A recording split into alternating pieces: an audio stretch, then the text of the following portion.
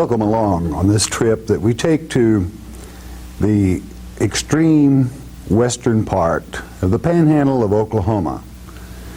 Many people are not aware that in this great nation of ours, this nation America, yes, we have those tracks, those signs, the remains, the fossils that go back millions of years. And if there's any one thing that I would hope that we can accomplish, and the purpose of this is the world that was. Many Christians say, the world that was? What? It's very simple. Any person can look at a road bank, a cutaway, and see the various layers of God's earth as time has gone on. With carbon tests, though it is questioned, still fairly accurate. But the very fact of the ages it takes for the layers to decompose, to be washed away, and also that great eruption, the overthrow of Satan. Well, I didn't know that was in God's Word. Well, it is. In the beginning, God created the heaven and the earth, period. It does not stipulate when. And then in the Hebrew, in verse 2 of that Genesis chapter 1, Tohu Vabohu, the earth became void and without form. God didn't create it that way. He created it to be inhabited, as it is written in Isaiah.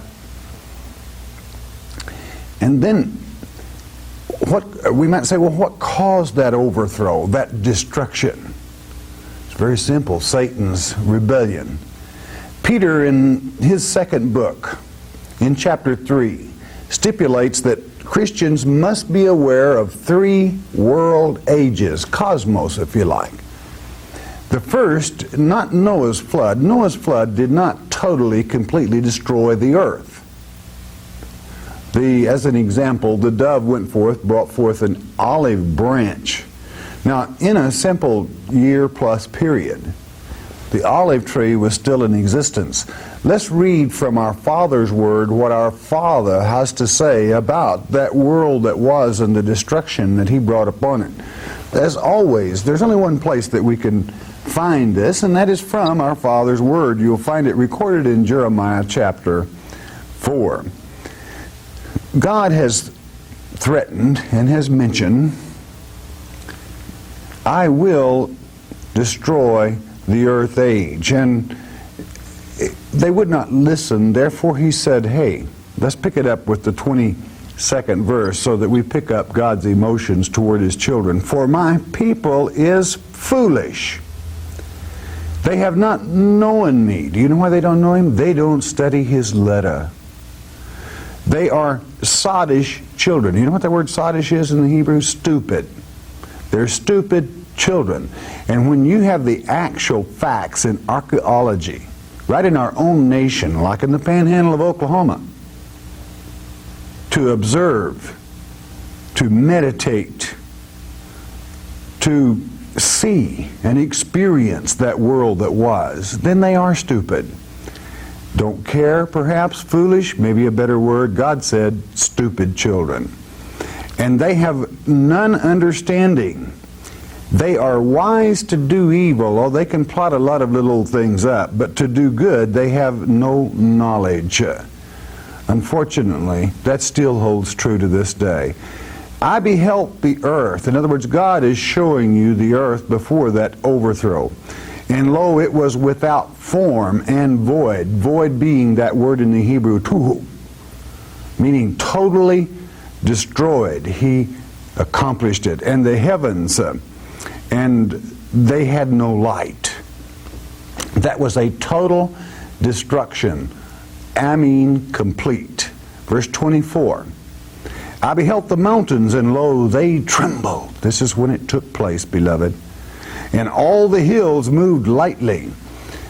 We know that this earth, the true North Pole and true North, are approximately 90 miles apart. This earth was moved from that perfect axis. That is my opinion. Verse 25, I beheld, and lo, there was no man. I destroyed every last one of them in Noah's flood. We know that on the ark there were 8 Adamic souls. And all the birds of the heavens were fled. He destroyed every bird I beheld, and lo, the fruitful place was a wilderness. There wasn't an olive tree, there wasn't a plant left. And all the cities thereof were broken down at the presence of the Lord and by his furious anger. Every stick destroyed. For thus hath the Lord said, the whole land shall be desolate, yet will I not make a full end. In other words, he created this earth age, the second earth age, which is for salvation. So be aware that there was an earth age before this. This is why that God's elect, many of them were chosen before the foundations of this cosmos, not the eretz in the Hebrew, the terra firma. The terra firma that we will be observing tracks in. Now, I want to show you the Megasaurus. I want you to note the meat eater. This is the type of dinosaur that we will be observing. Maybe we can get move a little closer in. The reason I'm doing this, I want you to see particularly, and I don't know if we can do this from this angle, the shape of this foot. I want you to see the 3 toes. That is the type of track that we will be tracing, and this is the type animal that we were tracking. I want you to know this. I want you to know that these tracks, because of that some quick change, ironization took over, and these tracks in what would have once been sand have become as hard as flint. And it is as though this megasaur had just walked through. I know you're going to enjoy making this trip with us. As I told you before we went, you were going along. It was not going to be one of these professional things that everything is so-so. You're on the trip with us. We want you to see it in the rough. These tracks were discovered about 15 years ago. Some of the bones, that is to say from the megasaur, or it is believed perhaps the megasaur, were discovered during the WPA days when a road was being constructed in this area. When we come to the rock quarry, you will be made aware of that. Our deep regards and thanks go to Leona and Truman for having assisted and sharing their wonderful knowledge near their property of this great exhibit of God's nature from the world that was. How perfect when we can learn from the signs of our Father's placing of tracks and remains for those that have eyes to see and for those that have ears to hear, to observe and not be sottish children, but let His wisdom and the simplicity of His Word be ever present with us. I hope you enjoy it. We're Truman and Leona Tucker, and we live at 9 or 8 miles north of Kenton, Oklahoma, right in the last corner, in the very corner of the state of Oklahoma. And we're real happy to be out here helping all these folks. Okay, we thank Truman certainly, as he will be explaining. Because of the wind, we're going to give you the thought that he is expressing. Thank God for our elders that bear information. We thank Truman for this. The reason we're showing you this particular peak is you see the various layers. The lava cap, you see the Dakota, you see the gravel fallout, you see the granite stones. You see all these layers of time. For you see, beloved, very near this place we have tracks that are millions of years old. So really time means nothing to God. But when you can see this and know that, go to the top cap there and know that all the surface basically was at that level. And then you see the deterioration as some great catastrophe, upheaval, water, the water of that world that was, as it came down through and raced through these canyons, taking away these layers after layer after layer, until we will be down to that original sand bed which is called the Dakota Sandstone, in the canyon that we'll be going to soon, you become aware of time, how awesome, how beautiful our Father's creation.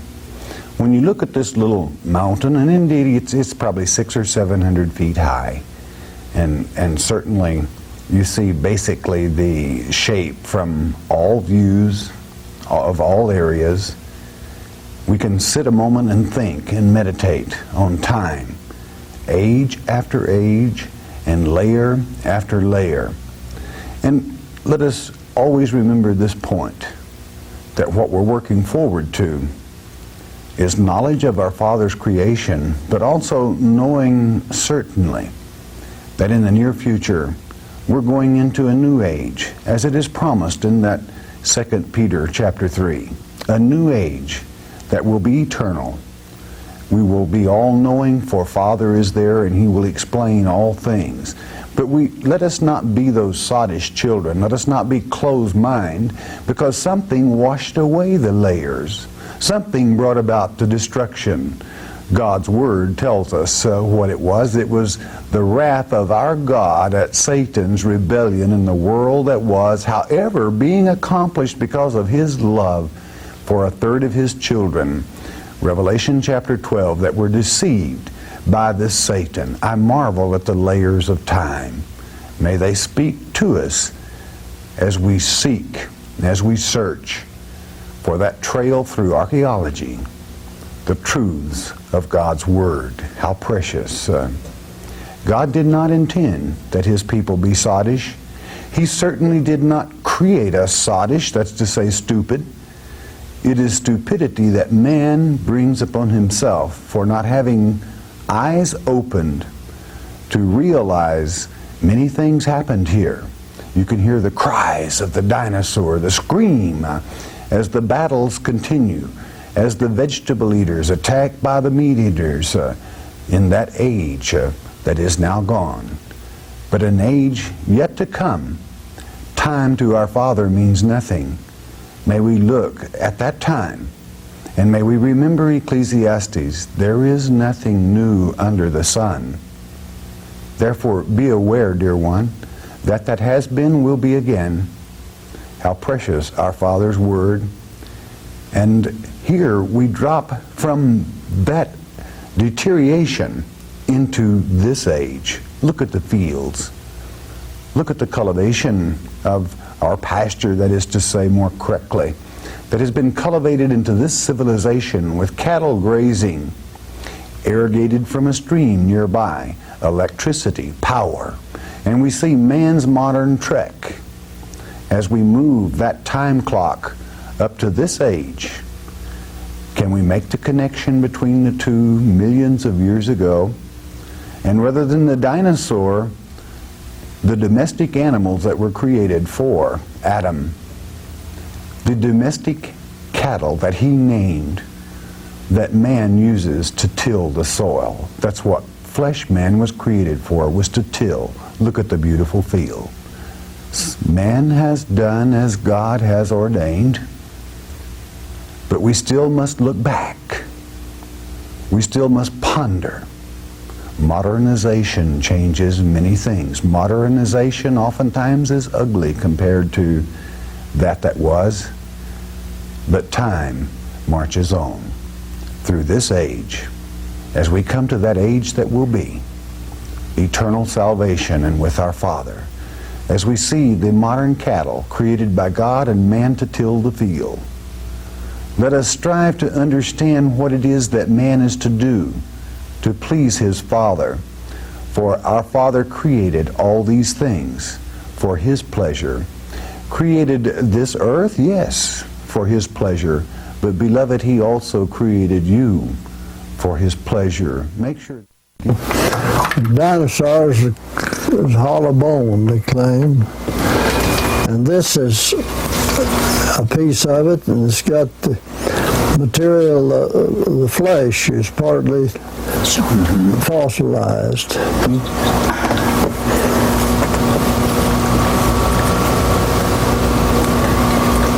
There was tons of this stuff there where this was, and And there's some tons of it laying there yet. There's lots of pieces and lots of petrified, agatized wood, big chunks of logs, 2 or 3 feet in diameter.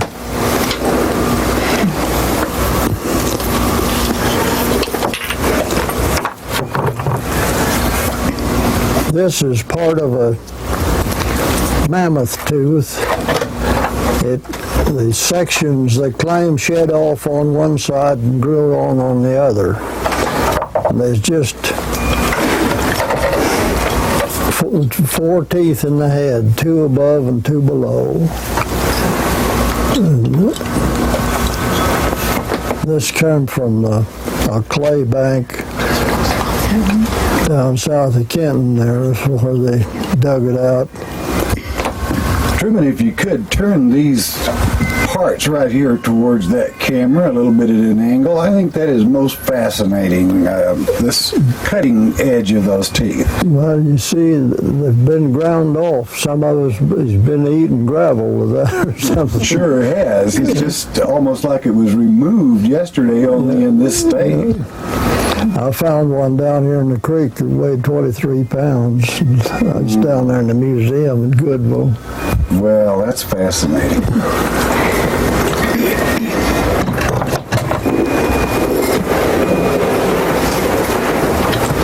This is a horse track, and again it's mineralized with hematite, with iron. He stepped on something organic, some kind of material, leaves or trash or something, and pressed them down into the mud, and it stayed there. Maybe there were other mud, other stuff that was in the bottom of the creek had washed away, but this stuck there and took this mineralization. Any place that there's tracks, there's an oxidation because anything organic took that mineral, that iron oxide. Wow. It mineralized fast. Is that? I believe they've got that. I'll move it over as she hands you another one, let him get a close-up. Oh, so I can see it. That's a dinosaur track. Give me them up there. I'll put them at the same place here. These is the cast of a track. You can see it. But this is an actual dinosaur track that's in the rock that rock just broke off, and there were several of them tracks along there. This is an actual rock, and that's a cast. Yeah. That is very clear, Truman, very clear. This was a series of tracks. This broke off on the edge, and there was a series of small tracks in it. That's great.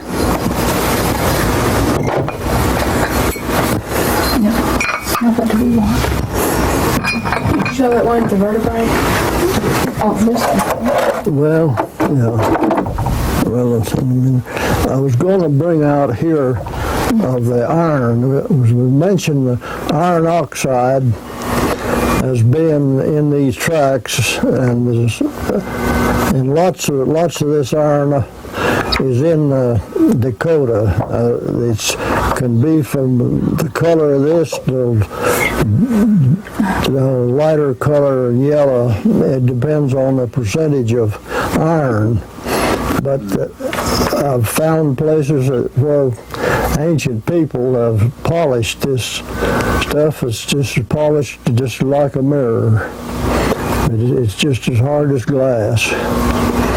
but it's iron oxide. Some people says it was from a volcano or something of that kind, but I don't think so. It's just merely condensed out of water. It was in water, in solution in the water sometime, and it's when the water will just carry so much mineral till it has to drop it, and when it drops it, it has permeated whatever is there, and its minerals is there, dropped out of the water. It's very, very interesting. All right. Go right ahead.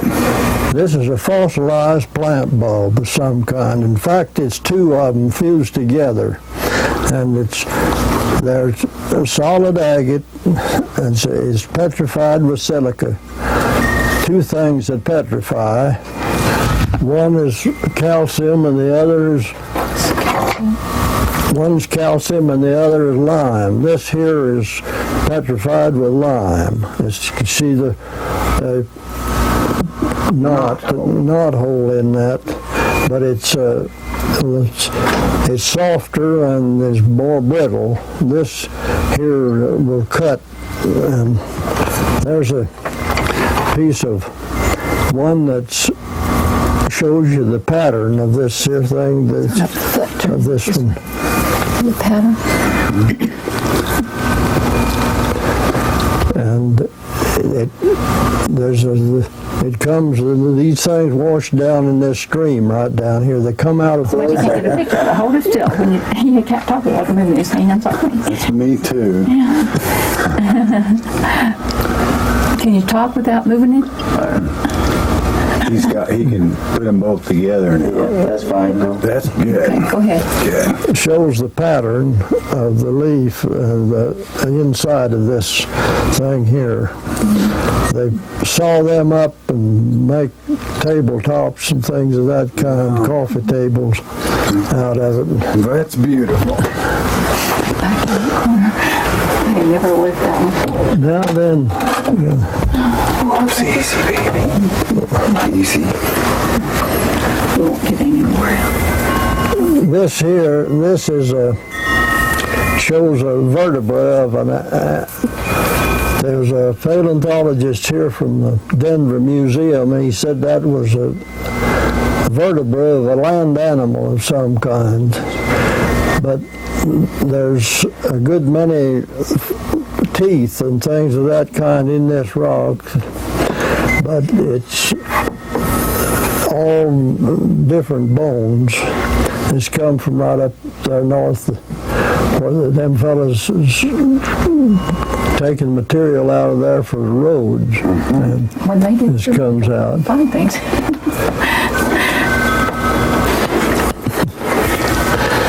This is a buffalo chip, I guess, but you can take a glass and go around over there and find seed in that. One of the mysteries that baffled us, everybody, is how that could be preserved, that natural, and be fossilized. Same thing. A different animal. This is apparently feces of some other kind, but this looks very much like, because it's something organic. It took that mineralization, and it's.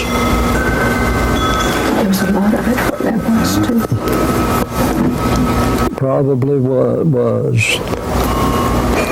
There's another one of these we found at the same place, and the other fellow took it, but he's got a little different shape, but it had the cavities underneath of it where a tumblebug had hollowed it out. Wow, that's something.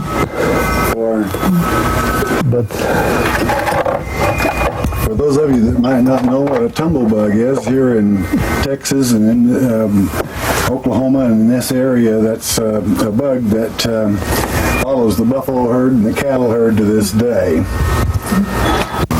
This is Dinosaur Tracks. They call it, I forget what the claim that was, but it goes through there. There's 20 or 25 of those tracks. And there was a paleontologist here a while back said that there was only 2 or 3 places on Earth that they found that many tracks in a sequence. And they're about 16, 18 inches long, them tracks are. And there's 3 different places. There's another line up and down below there, and another line above them.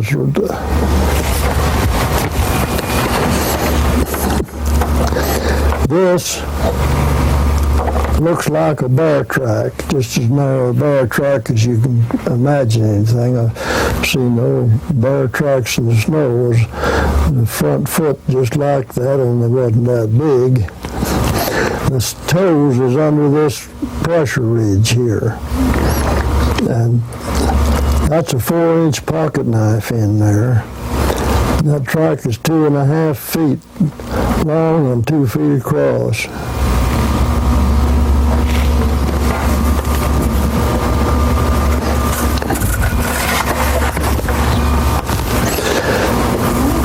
This is a dinosaur track. This track is from the Morrison in the bottom of the valley, not in the Dakota, but this track is the largest dinosaur track that I ever found. There's 3 little toes right here, but they're 7 feet and 8 inches from them toes to the back of the foot, the back of that heel.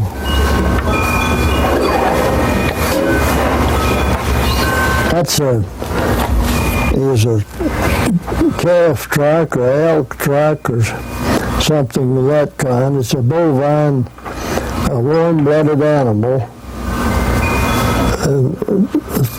It's about the size of a yearling steer's track. And again, this is in the Dakota. Evolution claims that Dakota was only 75 to 125 million years old, back when everything had scales and laid eggs, before the age of warm-blooded animals or before the age of mammals. But there's a warm-blooded animal track in it, and there was tracks of man, and this big tracks here of mammoths. All proves that their evolution theories is wrong, because there's plenty of warm-blooded animals as well as man's tracks in it. That Dakota is not as old as they claim it is. It's very young. That's a dinosaur. And there's his head and his neck and the torso. He's off at the hips. The hind quarters, hind legs, and the tail's gone. I figured probably with about half of the length of that was gone. That's about 8 or 9 feet long, that's there. And it's raised up. It's not just an outline. There's a lot of it there that's been flesh, that's mineralized now. And there's pieces of the front leg right in there. You can't see it in that, but you can see it there. It's not right where it belongs, but it's there right close to where the... This is a mammoth track, 8 feet across. There's a fellow there one day with me. He's better than 6 feet tall. And I told him to lay down in that and I'd take his picture. It didn't have any water in it that time. But he didn't touch neither side of it there. Here's the frog of the foot right here in the back of the foot right here. The toes is eroded out right here on this side, but right over here is another track that shows the toes. And this is the toes of that track. This is a 12-inch ruler, and this is the same size track as the other one, probably made with the same foot. There's a pressure ridge pushed up here a couple of feet high, and these toes is about a foot right here,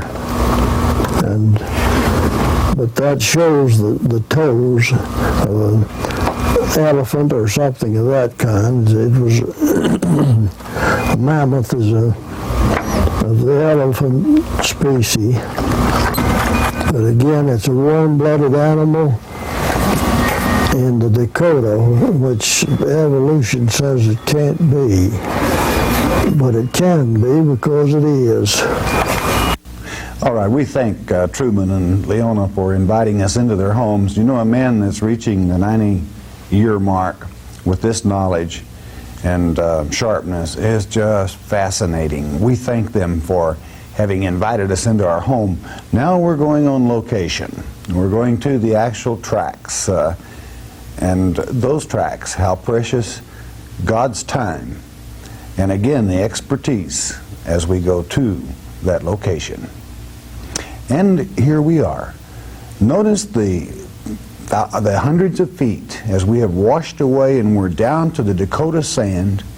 And this is our wonderful crew that works and continues on as we set up and make ready to film the actual tracks. Again, God's creation and the levels of time say, you're there. As Truman said, it's here, so it's a fact.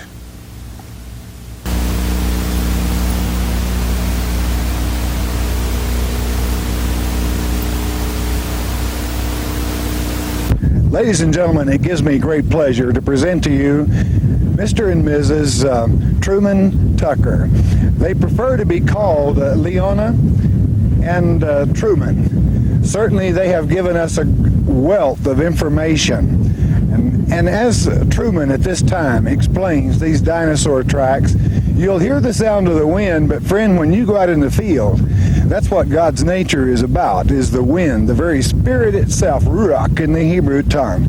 So we're going to have Truman at this time explain this set of dinosaur tracks. Truman, if you would please, sir. All right, we dub in audio because of the wind. We apologize, but notice the very toe. These are the toe marks left in this Dakota sand. Actually, when the dinosaur walked across this area, he was in an upright position. This track is approximately 12 inches across. It would be one of the smaller animals, but the track is so perfect. I suppose it's one of the better tracks in the U.S. It was sand when it was made, but ironized through some act of God soon after, and is hard as flint.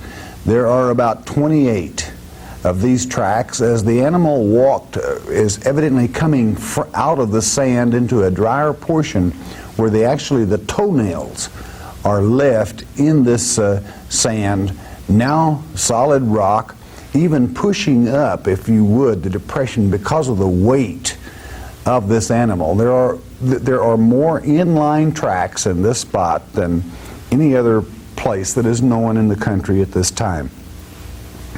There are still layers of soil that were not present. You'll see it in a moment as we go back near the bank, but there are approximately 28 of these tracks. But how awesome the time, for this track is as perfect as though it had been made yesterday. Looking like sand and yet hard as flint. We see God's timetable. We see that God's word is true. The millions of years. In the beginning, God created the heaven and the earth, period. These animals that were on this earth, in that the millions of years before. Now here you see where the animal walked across this Dakota sand, And notice at the very base of the hill on the other side of the creek bed, we've dug out there, or it's been dug out where we get the 28 tracks, and they still continue. You would have to move tons and tons of dirt to get down to the base of this, about 28 of them. Notice where we're standing now approximately. He was sinking down into the sand until there basically are depressions, but still in almost every track you can make out the toes. It is sand filtered over this because this is a live creek even today. Kind of a dry weather creek is what we would call it. But the tracks then, as he comes up to more solid ground, as the one we were pointing at, with even the toe marks, the claw marks, bedded, recorded for our purpose today to know and to understand. Truman is reporting to us that it was about 15 years ago, and as to how a man from a university in Colorado came down and made a plastic mold from these tracks, and they're actually, these same tracks are in a museum in this nation at this time. Praise God that these have been preserved, that we can understand the world that was. Okay, now we're going to try to move in a little closer and get you some close-ups on this, whereby you can better see. Here's where the dinosaur. Here's where we dug out, as stated. Notice the tracks. By moving tons and tons of soil, we could have tracked this dinosaur even further. But here come the tracks. You're getting a close-up, and there's where the crew has walked on down to another set of tracks where another dinosaur was converging upon this one. Why? Was it mating? Was it a fight? We'll never know unless we move tons of dirt. But I'm sure by the tracking we could have known. But here we see a close-up of, see the toe mark in this one? Look at that toe mark from this dinosaur, preserved as if he had just walked through. Now, Hoppy tried to wash this one out whereby we could get a better picture, and I'm not sure it helped the contrast all that much, but perhaps you can see what we were up against there in the field, for this is still, as stated, an active creek, and water, of course, going through here. Another almost perfect track. Notice the three toes, how perfect, and even the cleft from the bottom of that foot. Oh, our Father, I'm sure he had these special for those that know of the world that was. And as we move location from this set of tracks down to the next, Sarah helping move equipment. This is the logistics are fantastic in the field. We enjoyed doing this. These tracks are some more. There's another line of dinosaur tracks below this others a while ago. Place here where they was exposed.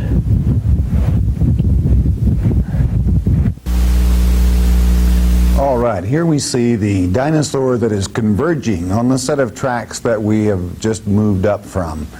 Maybe a little smaller animal on the same course. Smaller because she was female, or another male, or two females moving in to attack each other. Remember, these were meat eaters, or perhaps just a family on the hunt. But how perfect in this Dakota sandstone, now turned rock, ironized to the point that it is absolutely solid rock. How precious these tracks, molded in time. Again, taking our minds back to that great book of Ecclesiastes, when God says there's nothing new under the sun. It is that we need to understand, and archaeology and those things that God, the signs that he has left for his children to learn by, whereby they are not sottish children.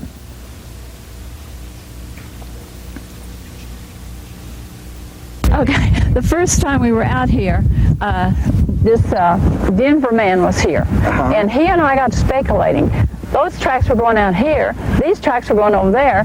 What happens out there when they met? Because they're in the same layer of rock. A good thought. We thought, maybe they had a fight, or maybe they ignored each other. We didn't know. You can almost look and see it. Sure. You can imagine. I got a great imagination anyway.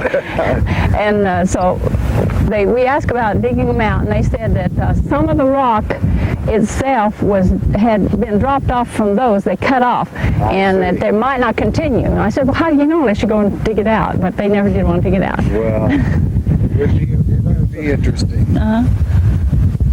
Where them tracks is up there, and some of these right here, there's a paleontologist from Denver come down here with latex rubber, and we put it on 4 or 5 of them tracks, and same up yonder, we put 3 or 4 or 5 of them tracks together. We'd put a bunch of that rubber on there, and then some cloth, and then some rubber, and we had, I think, 4 of the way of them tracks in sequence.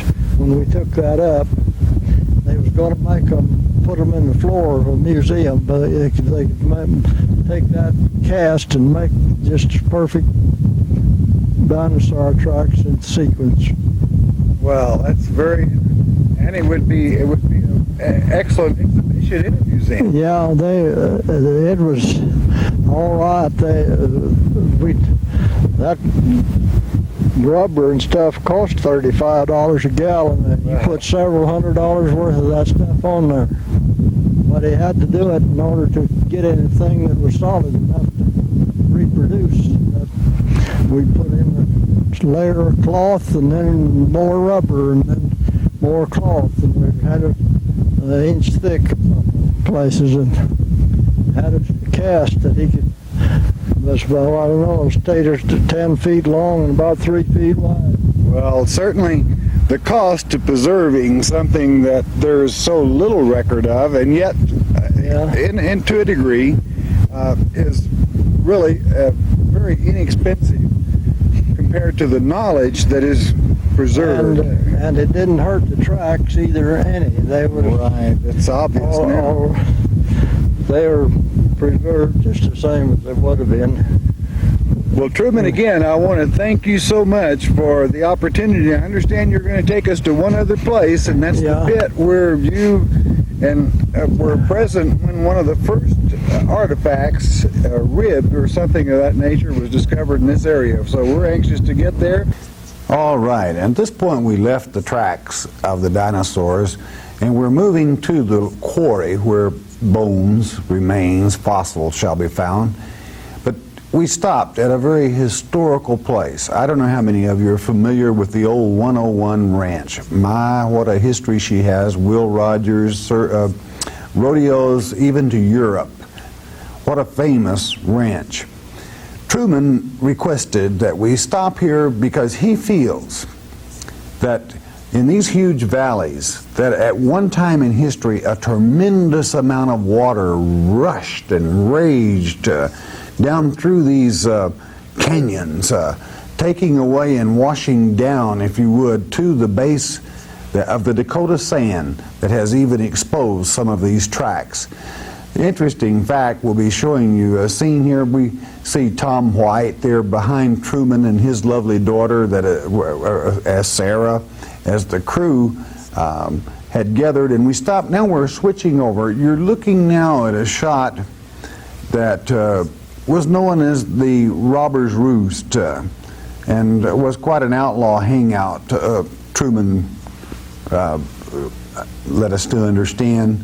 Back in the old days, you're going to see also in a moment the lava cap, but the water that did come down through this area, as Truman had asked that I reiterate to you, that cleansed. Now here we're moving in. Notice when we get in focus there, the old rock fence. See that rock fence? It originally went all the way across that canyon as a fence to hold cattle, hold horses, etc. And then up that canyon, you come back up again to the lava cap. All this water, this erosion, there's the lava cap, right? The black area right at the top of that lower peak there to the left of your screen. How precious God's Word and how beautiful our nation, as we realize in this one canyon we see the modern world, and yet we drift back into history millions of years as we take this break here on that famous 101 ranch. They're part of the property adjacent to this road. And the minds go back for years as we see history, both at the turn of the century and even back to this time, at this present time. We thank our Father that He has given us these things, that He has allowed us to visit, to understand, and yes, to worship Him for having given us these beautiful signs whereby we can understand His Word even better. Again, don't be sottish, children. Why am I saying that? Keep your eyes open and understand, see the signs that God has given us to ascertain His time, His Spirit as He speaks to us. Our Father, He that created, He that spoke and nothing became everything. And how obvious the signs. You see, the awesome feeling that you have in that Dakota sand, in that dinosaur track, two of them, as they converge either to mate or fight or whatever, hunt. It is as though it was yesterday. We cannot deny the signs that God has left for those children that will use their minds and will understand His Word. Certainly doing this documentary on the world that was both exciting and rewarding and extremely educational. I want to thank Tom White and his lovely daughter for doing the research work on this before this location on scene. All right, here we are at the quarry. Beloved, this bone is a femur, which is to say, it is the bone that goes from the knee to the hip. Now, as you see me near this, I stand 6'5" with my boots on. And I want you to note how far above my head this femur bone